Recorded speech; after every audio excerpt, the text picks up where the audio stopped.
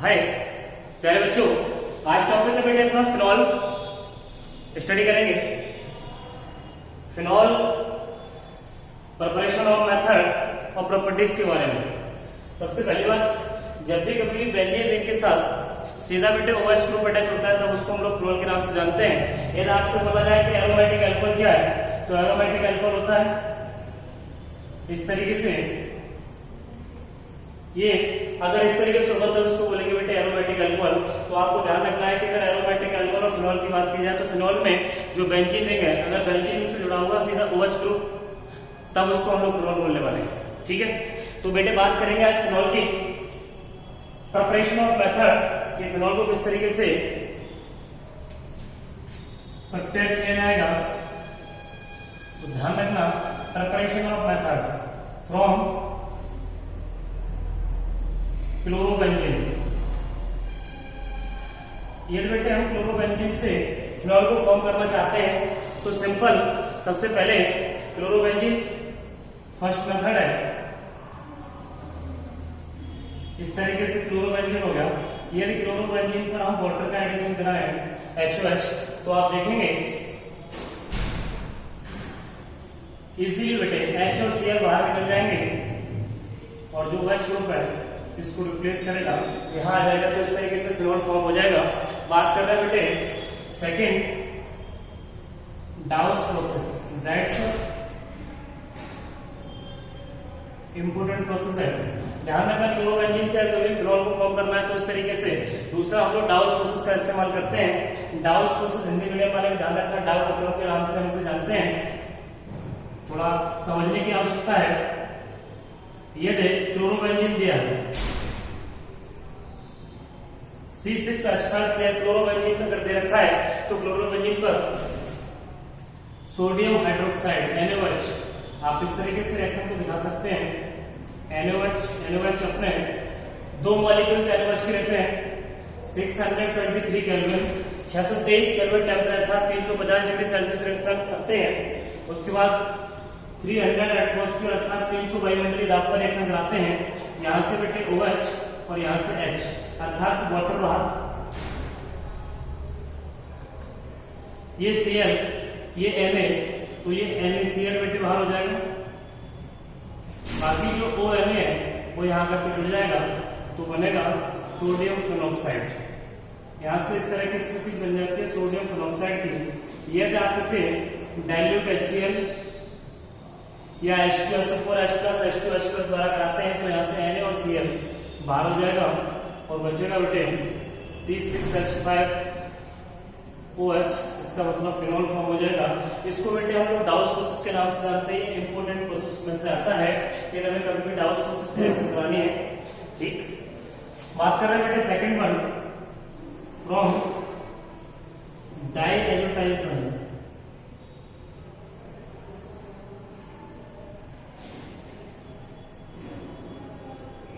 डाइएजोटेशन का मतलब है डाइएजोटीकरण। यदि हम डाइएजोटीकरण द्वारा भी बनाना चाहें एनिलीन से तो बना सकते हैं।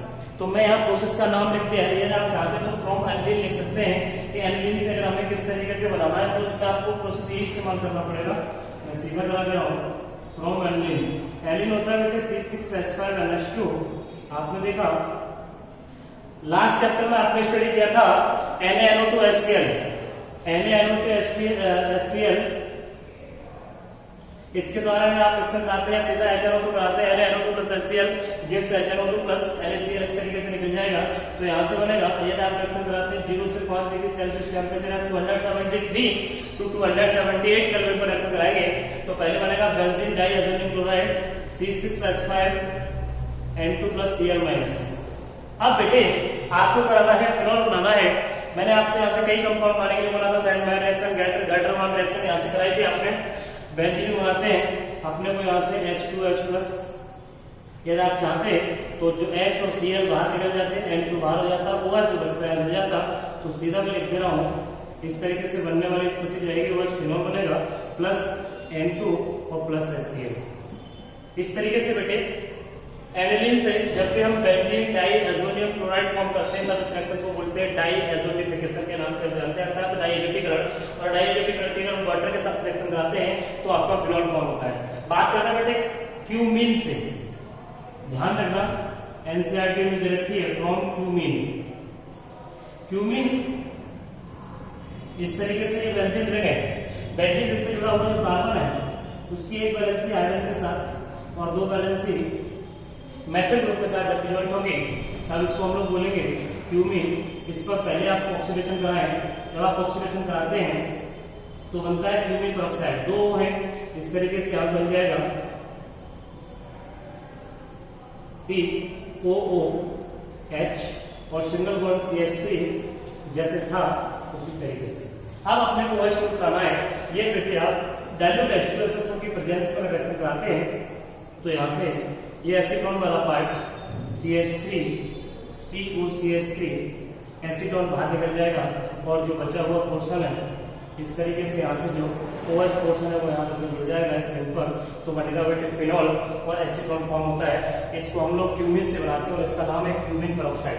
ठीक है, ध्यान रखना पहला प्रोसेस क्लोरोबेंजीन से, उसमें दो प्रोसेस थे, डाउस प्रोसेस हो गया, एनिलीन से था, क्यूमीन से था। अब बात कर रहे हैं बेटे सैलिसिलिक एसिड से, फ्रॉम सैलिसिलिक एसिड।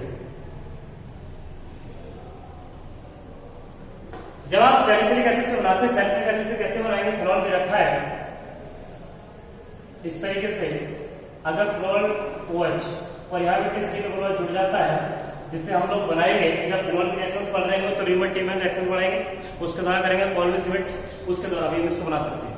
तो यहाँ था फिनॉल दे रखा है, ये भी फिनॉल की रिएक्शन, यहाँ ध्यान रखना COOH हो पा रहा है, अपने को फिनॉल चाहिए और ये COOH हो पा रहा है, तथा CO2 निकालना, CO2 निकालने के लिए आपने कुछ पढ़ा था जिसको हम लोग बोलते हैं डिकार्बोक्सिलेशन के नाम से जानते हैं।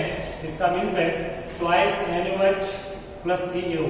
सोडा लाइम की प्रेजेंस में आपको लास्ट रिएक्शन पड़ी थी तब इसको बोलते हैं, यहाँ से जैसे ही होगा तो CO2 यहाँ से बेटे बाहर हो जाएगा और बचेगा C6H5OH, क्योंकि ये CO2 आपका यहाँ से माइनस हो जाता है, अर्थात CO2 बाहर निकल जाएगा। जब CO2 बाहर निकलेगा तो रिएक्शन का नाम हो जाएगा डिकार्बोक्सिलेशन के नाम से हम इसको जानेंगे। ठीक है, अब बात कर रहे हैं बेटे SO3Na, एक इंपोर्टेंट प्रोसेस है, अर्थात sodium benzene sulphonate. Sodium benzene sulphonate से रिएक्शन करानी है और अपने को फिनॉल बनाना है तो किस तरीके से फॉर्म करेंगे, थोड़ा इंपोर्टेंट प्रोसेस है, ध्यान से देखना, इसको एक से दो बार करने की आवश्यकता है। मैंने बोला SO3Na, जैसे आपने यहाँ पे डाउस प्रोसेस कराया NaOH के साथ रिएक्शन कराई, सेम उसी तरीके से यहाँ पर आप NaOH दो मॉलिक्यूल्स के साथ रिएक्शन कराएंगे। आप देखते हैं NaOH इस तरीके से, तो Na2CO3 वो Na2SO3 आपका बाहर हो जाएगा यहाँ से, ये OH और ये H वाटर, बाकी बचा हुआ ये O वाला पार्ट यहाँ ज्वाइंट हो जाएगा तो बनेगा सोडियम फिनॉक्साइड इस तरीके से। और सोडियम फिनॉक्साइड पर यदि आप H2H+ करा दें या HCl करा दें, डाइल्यूट HCl का रिएक्शन अगर कराते हैं तो यहाँ से Na और Cl बाहर निकल जाएगा और बचने वाले इसके बाद जो बची हुई स्पीशीज है वो कहलाएगी C6H5OH, अर्थात फिनॉल फॉर्म हो जाएगा। ये बेटे इसकी जगह रिएक्शन दे रखी हो आपसे, ये second last year board exam में आई है, इसलिए से इंपोर्टेंट बात करना, बेंजीन दे रखी हो, H2SO4 दे रखा हो, अगर NaOH दिया है तो किस तरीके से रिएक्शन करेंगे। मीन से आपसे ये कहा है कि बेंजीन दिया है, H2SO4 दिया है और NaOH दिया है और आपसे पूछा क्या फॉर्म होगा, इस क्वेश्चन को आप करने का प्रयास कर सकते हैं। करेंगे कैसे, आपने बेंजीन की और बेंजीन पर रिएक्शन कराई H2SO4, आपने लास्ट ईयर पढ़ा था सल्फोनेशन के नाम से, बेंजीन का हाइड्रोजन एटम SO3H द्वारा हट जाएगा तो यहाँ से बनने वाली स्पीशीज होगी C6H5SO3H। जैसे SO3H बनेगा आप रिएक्शन कराएंगे बेटे NaOH के साथ, जैसे आप सोडियम हाइड्रोक्साइड के साथ रिएक्शन कराते हैं, ये Na इस हाइड्रोजन को रिप्लेस करेगा और बनाएगा SO3Na। जब यहाँ से बनने वाली स्पीशीज SO3Na की खोज हो जाएगी तो SO3Na के बाद शेष एक प्रोसेस है, NaOH के साथ रिएक्शन कराएंगे ट्वाइस NaOH, ठीक, यहाँ से बनने वाली स्पीशीज रहेगी ONA, ये आपका सोडियम पेरोक्साइड और डाइल्यूट HCl दोबारा से डालेंगे तो NaCl बाहर हो जाएगा और बनने वाली स्पीशीज होगी जिसको हम लोग फिनॉल के नाम से जानेंगे।